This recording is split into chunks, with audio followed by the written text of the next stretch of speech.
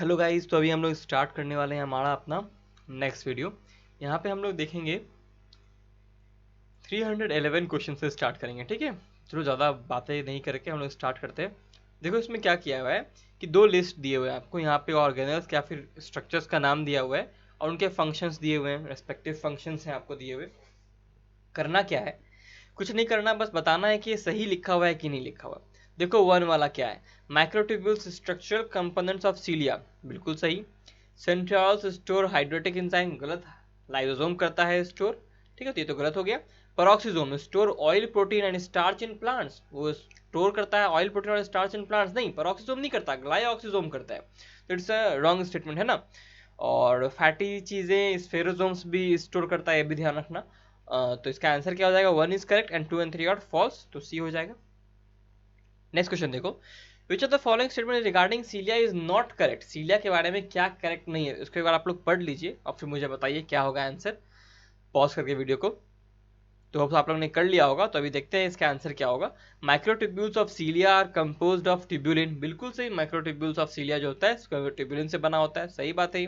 सीलिया contain an outer ring 9 doublet microtubules surrounding 2 single microtubules, है ना, 9 doublet होता है, अगल बगल इस ढंग से 9 होता है ना, इस ढंग से 9 होता है, और बीच में 2 सेंट्रल शीथ के अंदर 2 और हमारे पास माइक्रोट्यूब्यूल्स होते हैं, ठीक है। तो ये भी स्टेटमेंट सही है हमारा, ओके, ठीक है। तो ये वाला जो बी स्टेटमेंट था वो भी सही होगा। फिर आते हैं, the organised beating of cilia is controlled by fluxes of calcium ion and calcium 2+ ion across the membrane, नहीं, ये तो एक्चुअली आप लोग को मसल का कॉन्सेप्ट यहाँ दे दिया है, तो ज़्यादातर बच्चे कंफ्यूज होकर के वो सी मार देंगे आंसर, लेकिन सॉरी, ये तो सी ही आंसर होगा इसका, ठीक है। यहाँ पे देखो नॉट करेक्ट पूछ रहा है, नॉट करेक्ट पूछ रहा है, कौन सा स्टेटमेंट करेक्ट नहीं है, तो ये दोनों स्टेटमेंट करेक्ट है, लेकिन क्वेश्चन का आंसर ए भी नहीं होगा। सी वाला स्टेटमेंट रॉन्ग है, इसीलिए क्वेश्चन का आंसर होगा, और डी वाला स्टेटमेंट करेक्ट है, इसीलिए इस क्वेश्चन का आंसर नहीं होगा। ये स्टेटमेंट जो लेकिन है ना, ये करेक्ट है, मैंने ऑप्शन के लिए यहाँ पे रॉन्ग साइन लगाया है। सीलिया हेयर लाइक अपेंडेजेस होते हैं, ये ट्रू बात है। नेक्स्ट क्वेश्चन देख रहे हैं, देखो इसमें क्या है कि आपको 4 स्टेटमेंट्स दिए हुए हैं ए बी सी डी, और इसमें बताना है कि करेक्ट कौन कौन सा है। तो यहाँ पे मैं एक ट्रिक का जिक्र कर रहा हूँ, ठीक है, यहाँ पे मैं एक ट्रिक बता रहा हूँ आप लोग को। ऐसे क्वेश्चन में 80% से लेकर 90% आप लोग ऐसे ट्रिक पे निर्भर रह सकते हैं आराम से, कोई दिक्कत वाली बात आपको नहीं है इसमें। 10% अपना दिमाग तो लगाना पड़ेगा ही नहीं भाई, वरना फिर कैसे काम चलेगा। और दूसरी बात, ऐसे क्वेश्चंस में आप तभी इस चीज ट्रिक को लगाइए जब आप लोगों को कुछ पता ना हो। हर क्वेश्चन में ये ट्रिक कभी कभी, जैसे मैंने 80 to 90% कहा ना, 80 to 90%, तो कभी कभी ट्रिक, कभी कभी कहीं कहीं, और मैंने शायद ही कह रहा हूँ, मैं ऐसा तो मैंने आज तक नहीं देखा कभी फेल किया हो, लेकिन फिर भी मैं अपने लिए 80-90% बोल रहा हूँ, ताकि कोई भी मुझ पर बोले नहीं कि सर आपने 100% बोला था, ठीक है। देखो करना क्या है, ऐसे क्वेश्चन में क्या करना होता है ना, कि देखो कौन कौन सा ऑप्शन जो है सबसे ज्यादा बार लिखा हुआ है। यहाँ देखो डी 1 2 3 बार लिखा हुआ है, ए देखो 2 बार लिखा हुआ है, बी देखो 3 बार लिखा हुआ है, और सी देखो 2 बार लिखा हुआ है। सबसे ज्यादा डी लिखा हुआ है, ए और सी 2 2 बार लिखा हुआ है, तो जहां जहां डी नहीं है, देखो डी 3 बार है ना, तो जहां जहां डी नहीं है वो ऑप्शन आंसर नहीं होगा, तो ए ऑप्शन आंसर नहीं होगा, और ई ऑप्शन में आंसर नहीं होगा, तो जहां जहां डी है सिर्फ वही आंसर होगा। अब देखो दूसरा वाला ऑप्शन, और जो इन तीनों जो ऑप्शन बचे इसमें चेक करो कि सबसे ज्यादा बार कौन सा चीज लिखा हुआ था, ए बी सी डी क्या लिखा हुआ था। डी तो हम लोगों ने चेक कर लिया, ए बी सी चेक करना है। देखो इन तीनों ऑप्शन में ए बी सी तीनों है, तो देखो ए 2 बार था, सी 2 बार है, लेकिन हमारा एक ए वाला ऑप्शन कैंसिल हो चुका है, सी वाला एक ऑप्शन कैंसिल हो चुका है, और बी देखो 3 बार है, जिस तरह इतना डी 3 बार था तो बी भी 3 बार है, तो आंसर क्या होगा, वो सी होगा। इस क्वेश्चन का आंसर जो है वो सी है, ये करेक्ट है, आप लोग मिला भी सकते हैं। ये ट्रिक से मैंने सॉल्व किया, क्वेश्चन देखने का जरूरत नहीं है डायरेक्टली, इस तरह से मैच द फॉलोइंग भी सॉल्व होता है, इसका भी एक ट्रिक होता है, ठीक है। मेरे पास और भी बहुत सारे ट्रिक्स हैं जिससे आप क्वेश्चन को सॉल्व कर सकते हैं। 90% चांस है क्वेश्चन आपका सही होएगा, भले आपको पता हो चाहे ना हो, ठीक है ना।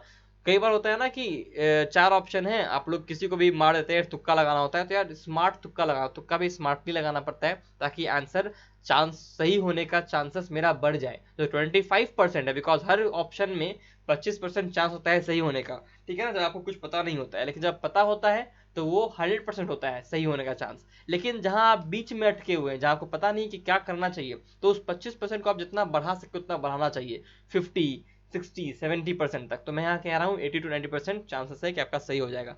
अब यहाँ देखो क्या है कि पढ़ लेते हैं, प्लांट सेल हैव सेंट्रियोल्स, गलत option. Ribosome site of protein synthesis, बिल्कुल सही। Middle lamellae layer of mainly consist of calcium carbonate, गलत।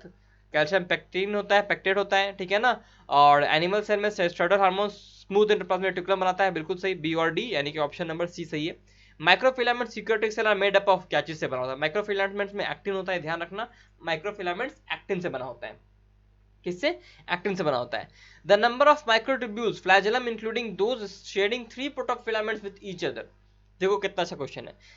नंबर ऑफ माइक्रोट्यूब्यूल, वैसे माइक्रोट्यूब्यूल को आपको बताना है फ्लैजेलम के अंदर जिनके पास, जो कि दोज शेयरिंग 3 प्रोटोफिलामेंट, जो कि 3 प्रोटोफिलामेंट को शेयर करते हैं विथ ईच अदर, एक दूसरे से 3 प्रोटोफिलामेंट को शेयर करते हैं।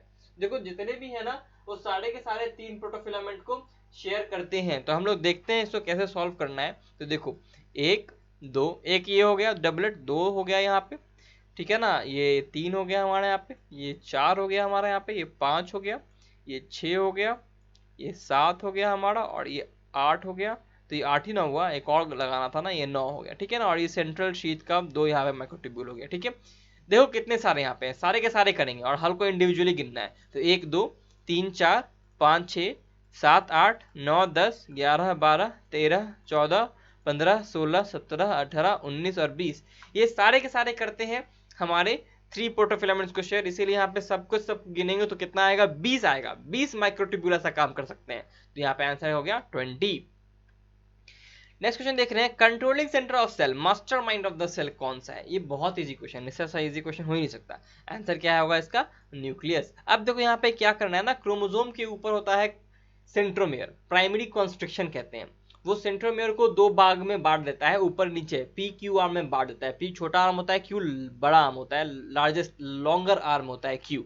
तो बताना है कि इसमें जो हम लोग अगर उसको क्रोमोसोम को सीरियलाइज करें तो कैसे सीरियलाइज करेंगे। तो देखो होता क्या है यहाँ पे, हम लोग क्या करेंगे ना, एक होता है मेटासेंट्रिक क्रोमोसोम, ठीक है, एक होता है मेटासेंट्रिक क्रोमोसोम जिसमें कि दोनों साइड जो होता है ना वो बराबर होता है, दोनों साइड जो होता है बराबर होता है। एक होता है सब मेटासेंट्रिक क्रोमोसोम जिसमें क्या होता है ना कि एक साइड थोड़ा बड़ा होता है, दूसरा साइड थोड़ा छोटा होता है, हल्का सा, यानी मिडिल पोर्शन से हल्का सा ऊपर रहता है।